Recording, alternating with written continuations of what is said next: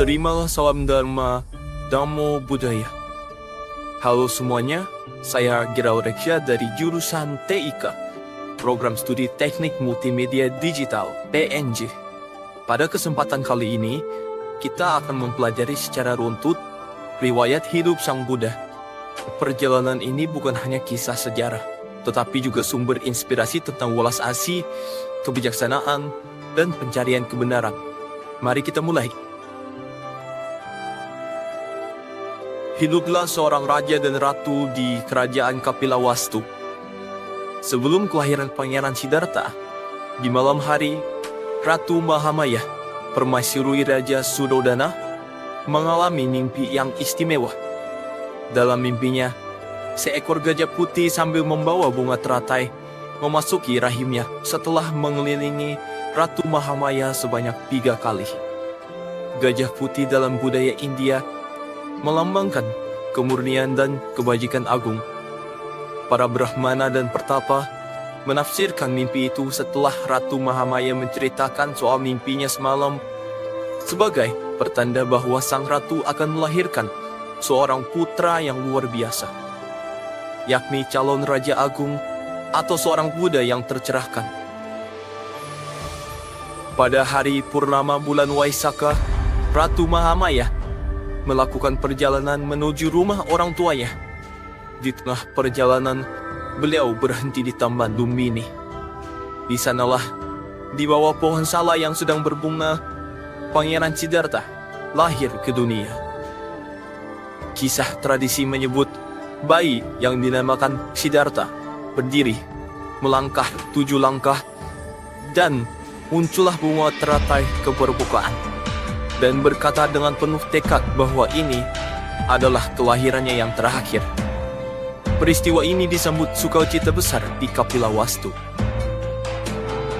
Ketika masih kanak-kanak, seiring berjalannya waktu, Siddhartha mengikuti Raja Suddhodana ke perayaan membajak ladang kerajaan. Saat semua orang sibuk, Siddhartha duduk menyendiri di bawah pohon jambu. Tanpa disadari, ia masuk ke dalam kondisi meditasi yang tenang. Momen ini menunjukkan kecenderungan batinnya untuk merenung dan mencari kedamaian sejak usia dini. Siddhartha tumbuh sebagai pangeran yang tampan, cerdas, dan terampil. Raja Suddhodana berusaha melindunginya dari segala bentuk penderitaan dengan kemewahan dan hiburan. Pada usia 16 tahun, Siddhartha menikahi Putri Yasodhara, seorang putri yang cantik dan berbudi luhur. Pernikahan ini penuh kebahagiaan, dan kelak mereka dikaruniai seorang putra yang bernama Rahula. Namun di balik kemewahan istana, Siddhartha merasakan kehampaan batin. Suatu hari, Pangeran Siddhartha meminta pengawal yang bernama Channa membawanya keluar istana. Dalam 4 perjalanan terpisah, ia menyaksikan 4 hal yang ada di dunia ini. Yang pertama, orang tua. Kedua, orang sakit. Ketiga, orang yang sudah meninggal. 4, seorang pertapa. 4 peristiwa ini membuka matanya. Ia menyadari bahwa hidup tak lepas dari penderitaan, penyakit, penuaan, dan kematian. Melihat pertapa, ia menyadari ada jalan untuk mencari pembebasan dari penderitaan. Selanjutnya, Pangeran Siddhartha akan meninggalkan istana, atau yang disebut dengan pabaja. Pada usia 29 tahun, meski memiliki istri dan putra, Pangeran Siddhartha merasa terpanggil meninggalkan semua kenyamanan duniawi. Di malam hari yang sunyi, ia menatap Yasodhara dan Rahula untuk terakhir kalinya, lalu meninggalkan istana menunggang kuda Kantaka, ditemani Channa. Di tepi sungai Anoma, ia memotong rambutnya dan menanggalkan pakaian kerajaan, memulai hidupnya sebagai pertapa pengembara. Sebelumnya dihasut oleh Dewa Mara. Pertama, ia belajar pada Awara Kalama dan mencapai tingkat meditatif tinggi. Namun, ia menyadari itu belum membawa pencerahan sejati. Lalu ia berguru kepada Udaka Ramaputta dan menguasai ajarannya. Tetapi hasilnya sama. Lalu Siddhartha menyimpulkan bahwa kebenaran tertinggi tidak ditemukan melalui ajaran mereka. Seiring berjalannya waktu, bersama 5 pertapa sahabatnya, Pangeran Siddhartha melakukan tapa keras di hutan Uruvela. Ia menahan diri dari makanan hingga tubuhnya kurus kering, menahan napas, dan menolak kenyamanan.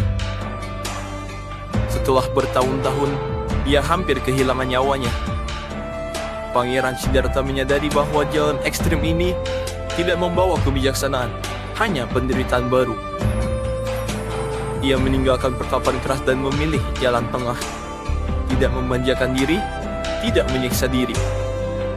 Kemudian muncullah seorang gadis desa yang bernama Sujata. Ia memberinya semangkuk bubur susu.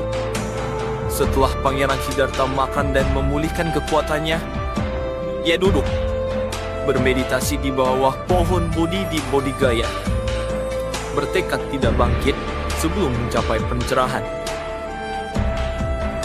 Kemudian dengan munculnya setan atau iblis yang selalu menggodanya, Mara, penggoda batin, mencoba menggagalkan tekad Siddhartha. Ia mengirimkan pasukan setan, badai, dan putri-putrinya yang cantik untuk menggoda dan menakut-nakuti Siddhartha. Namun Pangeran Siddhartha tetap tak tergoyahkan.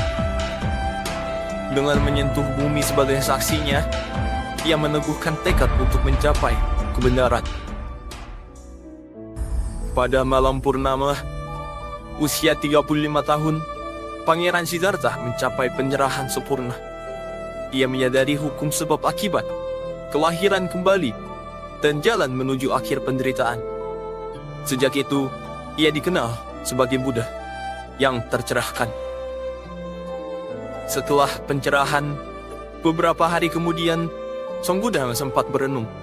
Dhamma ini sangat dalam dan sulit dipahami. Mungkin tak ada yang mengerti.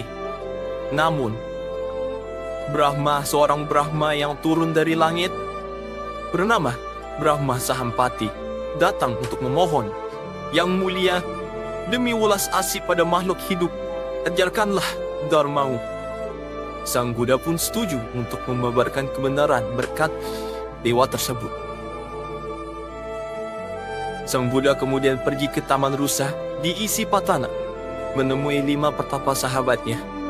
Di sana, ia menyampaikan khotbah pertamanya, Dhamma Cakkappavattana Sutta, yang menjelaskan 4 kebenaran mulia dan jalan tengah. Kemudian 5 pertapa itu menjadi biku pertama, yang dimana ini mencetus lahirnya Sangha. Selama 45 tahun, Sang Buddha mengembara di seluruh India Utara, menghadapi berbagai macam tantangan dan membabarkan Dharma dengan penuh cinta kasih kepada semua makhluk hidup. Mengajarkan Dhamma kepada raja, brahmana, pedagang, rakyat biasa, hingga mereka yang dianggap rendah atau miskin. Ia menolak diskriminasi kasta, menekankan moralitas, meditasi, dan kebijaksanaan. Ribuan orang akhirnya tercerahkan dan mencapai arahat. Ajarannya menyebar luas, membentuk dasar komunitas Buddhis yang bertahan ribuan tahun. Banyak orang yang mengira untuk menemui Sang Buddha di kehidupan nyata memang sangatlah sulit. Lalu, pada usia 80 tahun, Sang Buddha jatuh sakit setelah menerima santapan terakhir dari seorang pengikut setia. Dikarenakan santapan tersebut mengandung racun yang berbahaya. Namun, berkat kesadaran dan tekad dalam penyadaran penuh, Sang Buddha berhasil menekan racun tersebut. Di Kusinara, di bawah pohon salak, beliau berbaring di sisi kanan, memberikan pesan terakhir.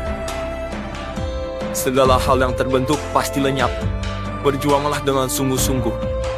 Kemudian, Sang Buddha memasuki Mahaparinibbana, pembebasan penuh dari lingkaran kelahiran kembali. Maha Parinibbana, mencapai nibbana, kebahagiaan tertinggi.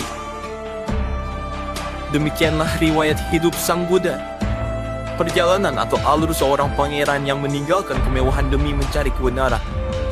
Semoga kisah ini menginspirasi kita untuk mengembangkan welas asih, kebijaksanaan, dan tekad dalam menjalani hidup.